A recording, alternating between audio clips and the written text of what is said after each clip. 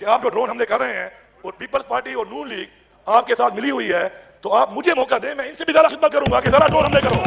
یہ وکی لیگ میں on record ہے. اس کے بعد یہ کہتے ہیں کہ جناب کشمیر, میں لا الہ الا اللہ محمد رسول اللہ کہتا ہوں یہ بات کہ میں جتنے کشمیریوں کو ملا ہوں وہ نفرت کرتے ہیں مولانا فضل الرحمان سے. اس نے کچھ نہیں کیا ہمارے ساتھ. میں نے کلمہ اٹھایا یہاں پہ کھڑے ہو کر, چاہے میں لندن میں ملا ہوں چاہے یہاں پہ ملا ہوں. اور یہ کہتے ہیں کشمیر کی خدمت. آل پارٹی ضروریت کانفرنس کا آن ریکارڈ ایک لیٹر ہے جو انہوں نے پاکستان کی تاریخ میں ایک دفعہ لکھا ہے. انہوں نے لکھا ہے اور شکریہ ادا کیا ہے وزیر اعظم عمران خان کا کہ آپ جو کشمیر کے لیے کر رہے ہیں, اور ساتھ میرا نام بھی لکھا ہے کہ جو میں کر رہا ہوں.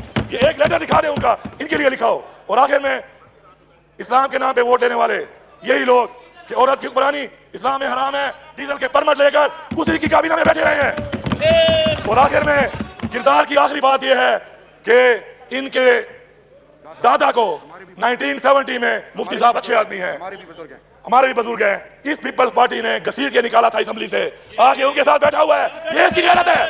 یہ اپنے دادا کی بات پہ تو غیرت کھا لے, عوام پہ کیا غیرت کھائے گا. اور جب اس کا دادا آیا تھا, پورا یہ خان جانتا ہے کہ جب اس کا دادا آیا تھا ایک کچا کمرے کا گھر تھا, آج ارب پتی بنا ہے عوام کا پیسہ کھا کر.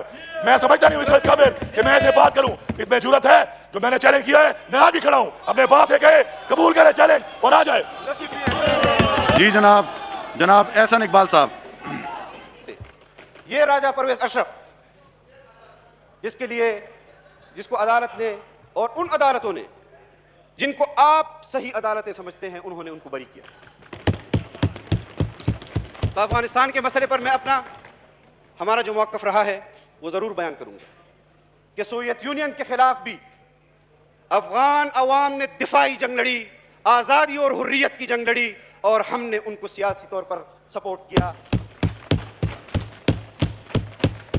امریکہ کے خلاف طویل جنگ لڑی, ہم نے ان کو سیاسی طور پر صحیح سمجھا کہ وہ حریت اور دفاعی جنگ لڑ رہے ہیں. ہمارے لیے امریکہ کی پالیسی معیار نہیں ہے کہ امریکہ کسی کو شہید کہے گا تو ہم پر لازم ہے کہ ہم اس کو شہید کہیں, اور امریکہ کسی کو قاتل کہے گا تو ہم پر لازم ہے کہ اس کو قاتل کہیں. ہم اب اپنا موقف حق اور سچ اور دلیل کے ساتھ دیں گے, اور ہم دیتے آ رہے ہیں.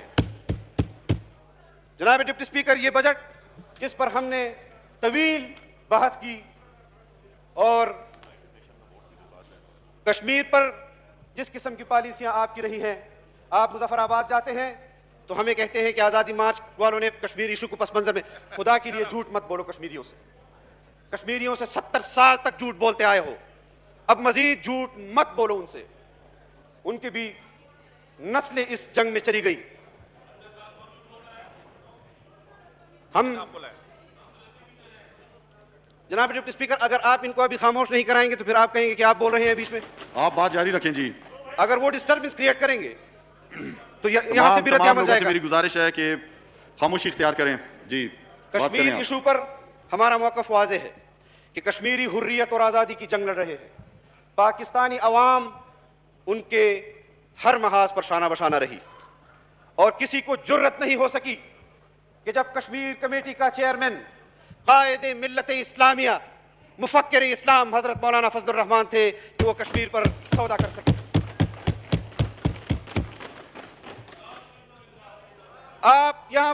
آپ نے وزارت امور کشمیر کا وزیر جو بیٹھا ہے, اس کو صرف اتنا یہ ہمیں بتا دے کہ کشمیر کا مقبوضہ کشمیر کا دارالحکومت کون سا ہے. اس کا نہیں بتا سکتے, آزاد کشمیر کا ہی بتا دے.